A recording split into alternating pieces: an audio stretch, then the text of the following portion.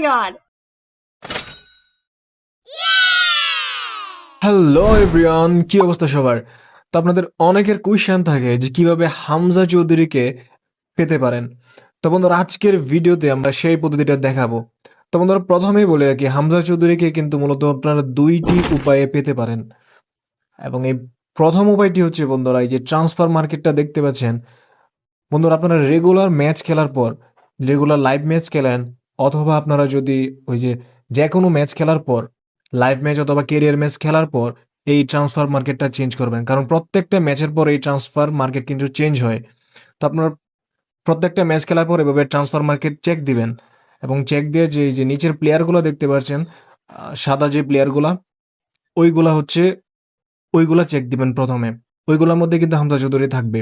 তো বন্ধুরা, এখানে আগে চেক দিবেন। তো বন্ধুরা, আপনাদের যদি ভাগ্য ভালো থাকে তাহলে কিন্তু এখান থেকে আপনারা হামজা চৌধুরীকে পেয়ে যেতে পারেন।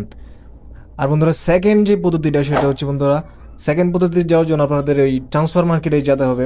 তারপর এখান থেকে স্কাউটে চলে যাবেন। ওই যে স্কাউট দেখতে পাচ্ছেন উপরে, ওই স্কাউটে যাবেন, এবং স্কাউটে গিয়ে আপনাদের যে কমন স্কাউটটা আছে দেখবেন, আপনাদের 70 কয়েন বা 75 কয়েন এমন লাগতে পারে।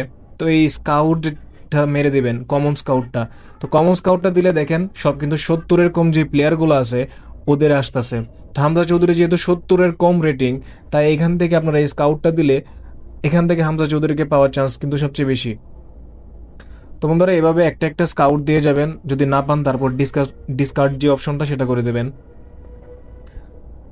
তো বন্ধুরা, এভাবেই কিন্তু যতক্ষণ পর্যন্ত না পান ততক্ষণ এভাবে স্কাউট দিয়ে যেতে হবে, কমন স্কাউট।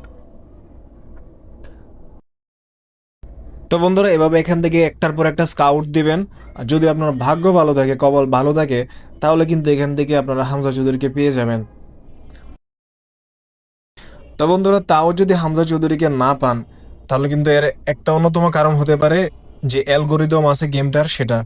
যেহেতু আমরা সবাই বাংলাদেশ থেকে গেম খেলি, এবং এফটিজি কিন্তু খুব ভালো করেই জানে যে হামজা চৌধুরীর যে ডিমান্ড, এটা বাংলাদেশের প্লেয়ারদের কাছে অনেক বেশি। সো তারা ইচ্ছে করেই দেখবেন হামজা চৌধুরীকে আপনার আইডিতে দিবে না। সো অনেক কষ্ট করে ওদেরকে পেতে হবে, এটাই স্বাভাবিক। তো বন্ধুরা, আপনাদেরকে অবশ্যই ধৈর্য ধরতে হবে, এবং বেশি বেশি লাইভ ম্যাচ খেলবেন, লাইভ ট্রান্সফার চেক দিবেন খেলার পর, এবং ওখান থেকে পেতে পারবেন। আর তাছাড়া যে আরেকটা ওয়ে দেখালাম স্কাউট, সেই স্কাউট দিয়েও আপনাদের লাক ট্রাই করতে পারেন। যদি লাক আপনাদের ভালো লাগে তাহলে পেয়ে যাবেন। তো বন্ধুরা, ভিডিও শেষ পর্যন্ত দেখতে থাকুন কিভাবে আমি কয়েন খরচ করলাম এবং হামজা চৌধুরীকে নিলাম। তো বন্ধুরা, এই ছিল আজকের ভিডিও। তো ভিডিও ভালো লাগলে অবশ্যই আমাদের চ্যানেলটি সাবস্ক্রাইব করে দিন।